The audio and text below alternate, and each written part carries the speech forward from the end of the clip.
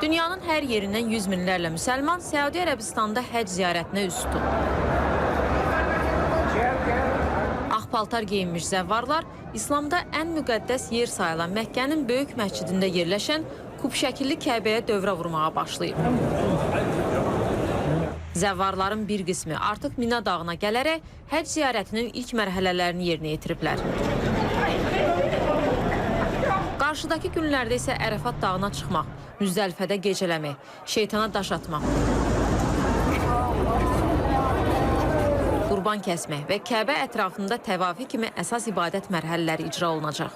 Bu ilki həcc ziyarəti əvvəlki illərlə müqayisədə bir sıra yenilik və çətinliklərlə müşahidə olunur. Belə ki, iqlim dəyişiklikləri nəticəsində bölgədə temperaturun 50 dərəcəyə qədər yüksəlməsi mümkündür. Bu səbəbdən Səudi Ərəbistanı hökuməti zəvvarların təhlükəsizliyini təmin etmək üçün əlavə tədbirlər görüb. Rəsmi qeydiyyatdan keçməyən zəvvarların təhlükə ilə üzləşməsinin qarşısını almaq üçün qeydiyyat sistemi də sərtləşdirilib. Uşaqların ziyarətə qatılması qadağan olunub və kondisionerli çadırlar, avtobuslar geniş şəkildə təmin edilib. Həcc ziyarətinə gedənlər arasında azərbaycanlılar da var. Onlar təəssüratlarını bölüşüblər. Birinci dəfə həcc ziyarətinə gəlmişəm, bundan qabaq bir də olmuşdu. Təəssüratım çox gözəldir. Neçə illərdir arzusundaydım.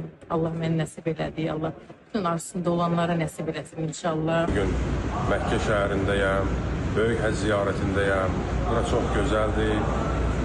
Ziyarətimiz çox gözəl keçir. Allah bütün müsəlmanların ibadətlərini və ziyarətlərini qəbul eləsin. 27 mayda vətəndən çıxıb Səudiyyəyə, Məkkəyə gəlmişik. Allah Teala cəmi arzu eləyənlərə bu şərəfli yolu qismət eləsin.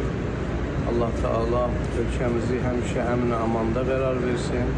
Və bütün arzu eləyənlər bu əmin-amanlıq və cansağlıq və yol azuqəsindən sərbəst, layiqincə istifadə eləsinlər. Ərəfat çölündə ki, kim ki dua eləyər, Allah Teala onun duasını qəbul eləyər və günahların əfv eləyər.